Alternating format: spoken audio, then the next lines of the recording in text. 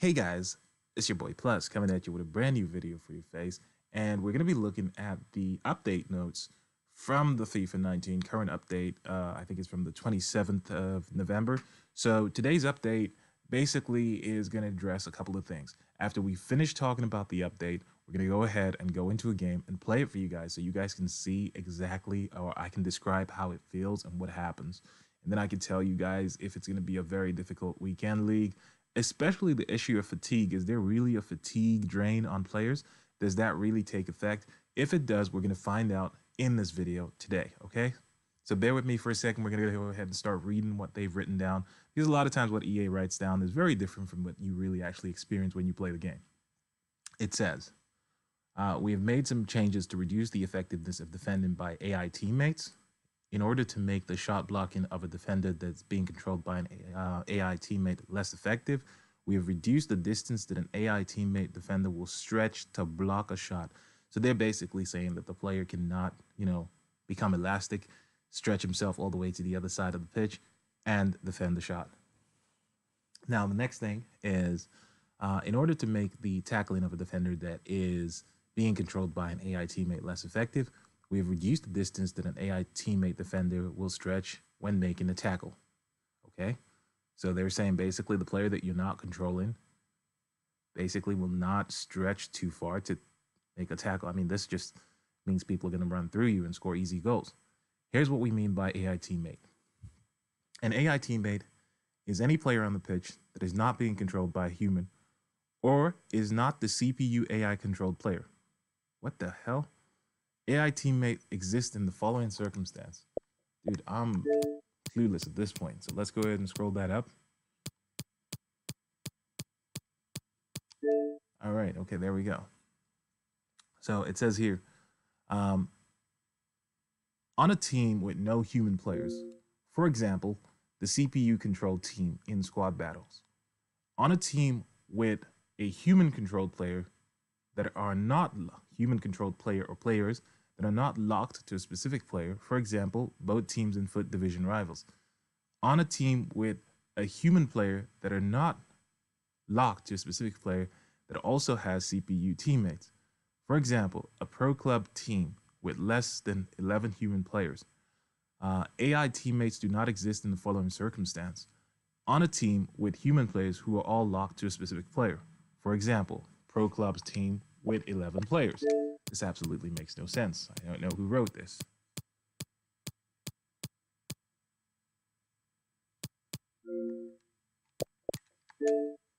Okay. Increase the impact of fatigue of playing with defensive pressure. This change will have the biggest impact to fatigue when playing with constant pressure enabled in your active game. We're going to play with constant pressure enabled in our current game as well, because that's actually what I use on a regular basis. It says here, with team press active as well, or when playing with team press active. This change will have reduced impact to fatigue when playing with pressure and heavy touch or pressure after possession loss enabled in your active game plan. To make a well-timed tackle more effective, we have increased the tendency of the ball to travel further from the dribbler after the tackle. This means when the ball gets tackled, a lot of times it just like bubble gums back to the player that actually had the ball in the first place, and it just makes it pointless because the whole point of this needing to be made, I'm going to tell you guys in terms of like a calculation. If a player is like 1 meter away from you or 2 meters away from you and you tackle him, I don't know how in this game, the ball rose 2 meters away from him, and you're maybe 2.5 meters or something like that away from that player. The problem here is that the distance between you and the ball is so far that technically the game just basically quickly decides or calculates the fastest probability for the person to get to the ball is the other player. Therefore, the other player should get the ball, and therefore he tends to get the ball more often than you. That's why a lot of people experience this kind of feeling like, well, it's, bubblegumming back to the player. And people get annoyed about this. But I guess EA is finally trying to address this issue. It says, a well-timed tackle, more effective. We have increased the tendency of the ball to travel further from the dribbler after the tackle, increasing the likelihood that the dribbler will lose possession of the ball. Yes, it does, but it also increases the likelihood that the tackler will get possession of the ball. That's what's not mentioned here. But of course, you guys probably realize that, and that's probably what's going to happen in game. They've reduced the number of first time passes that a CPU AI controlled player will make out of the defensive third. So basically, what they're saying is that if you have a of the pitch when playing on Legacy or Ultimate difficulty. Now, this is really interesting because what I want to know is when you play Division Rivals online, are your AI players, are they playing on Legendary or Ultimate difficulty? Because that's something we just don't know. Like some people don't know, like me, I don't know. And it would be nice for us to know because then we could actually say, well, yeah, we know that's what's going to happen. But the point is, a lot of times players will tend to just like kick the ball from here to Timbuktu, and it doesn't make sense. And you're kind of thinking, well, why did he do that? Okay, so let's pause that right there.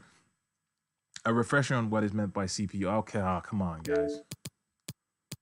Teaching us lessons. We don't want to learn these lessons. Okay, so they're basically going on. Okay, address the following issues. Hold on, let's have a look at this. I'm going to upload this video straight after showing you guys the update, and then we're going to go ahead and play one game for you guys because I don't want the video to be too big. There are some people who just want to come and hear what the update is about, and then there's obviously going to be some people who actually want to come and see what the update does to their gameplay, and that's what we want to address for those people. Okay, now it says here they've addressed the following issues.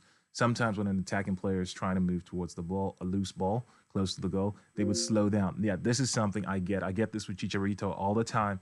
Whenever the ball is basically, I play a through ball, for some strange reason, it's like the devil is holding Chicharito back and he can't get to the ball. And I'm basically sat there thinking, what's going on? Is this guy lag switching me or is he just cheating me? I tried it with Daniel Sturridge, and these are flashback players. And the only player that I've had that actually burst through this like grab back is Pato. But I kind of feel like whenever they release one of these flashback players, what tends to happen is that these players seem to be OP the first couple of days. And again, someone said this best the other day. It was a guy called Pengangster, Mike Pengangster, and he basically said that he'd experienced this where he buys a player and the player becomes OP for a couple of games. And then right after that couple of games, the player seems to just nerf himself. I don't know what happens. It's kind of like my experience with Lala. Some people have theorized that this is possibly being done by EA to make you go out there and spend more money on packs. Because if you have a good team that's always good and always performs good, well, you're not going to buy any players and you're not going to need new players. So I don't know. EA, you have something to confirm or deny, but there's something not right here. Right. So that's one of the things that's been happening to me. Now the next thing is it says here, if the keeper knocked the ball out of play during a penalty shootout, sometimes it would result in the throw-in being taken. Whoa. There's some bugs that I've never seen here, but anyway.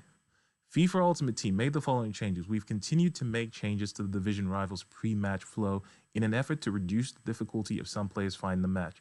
The list members button is no longer shown during the pre-match flow. Voice chat has been disabled in Division Rivals.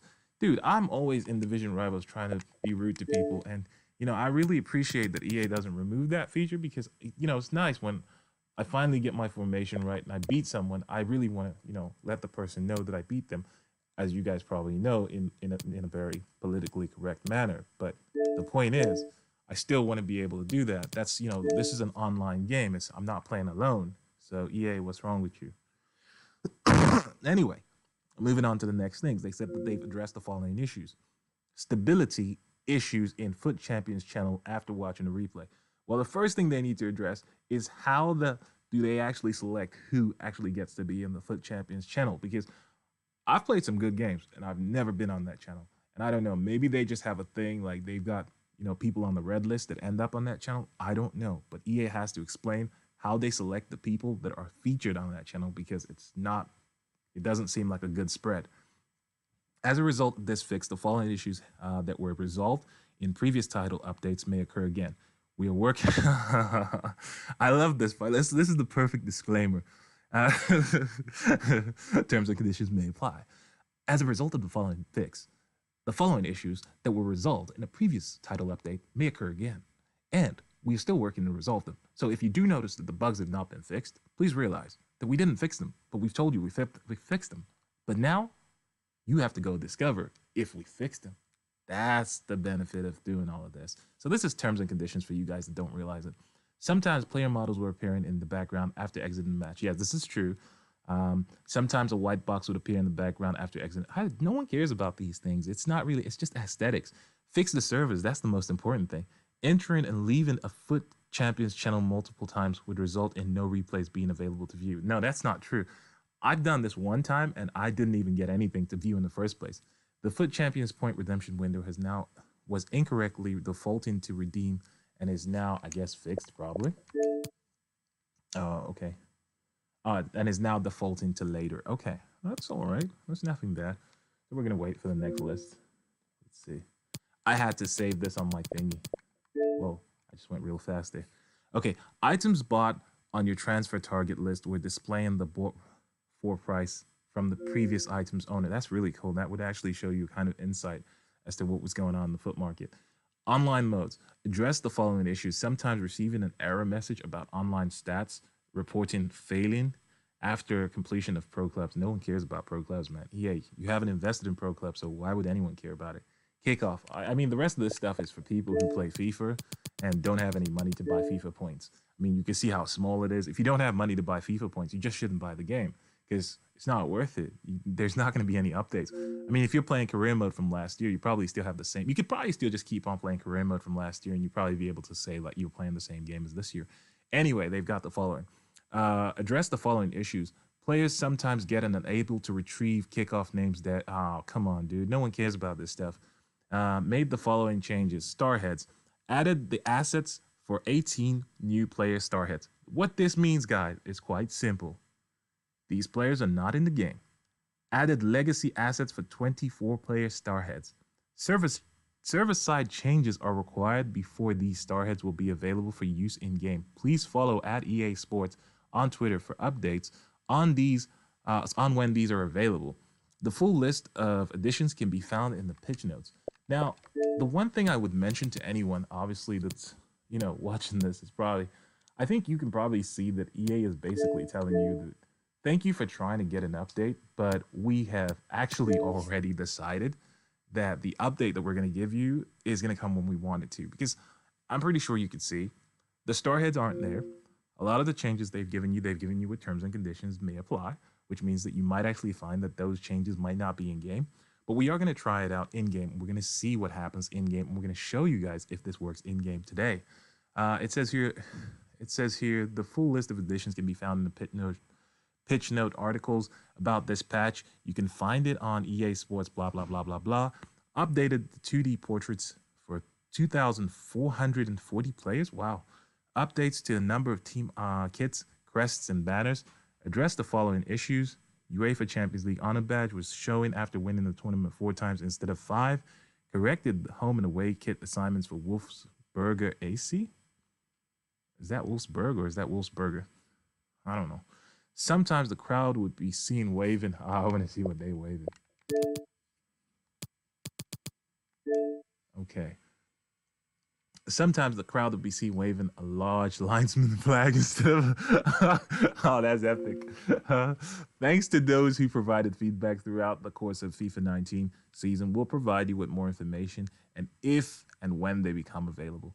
EA, thank you so much for this update. I'm really, really excited to play this update. Guys, there will be another video in the next 5 minutes or so, or 10 minutes, however long it takes me to record the play of the video that I'm actually going to make.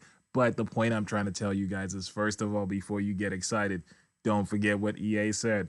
Terms and conditions may apply. This update may not actually feature for you. You might find that the update is not even active for you.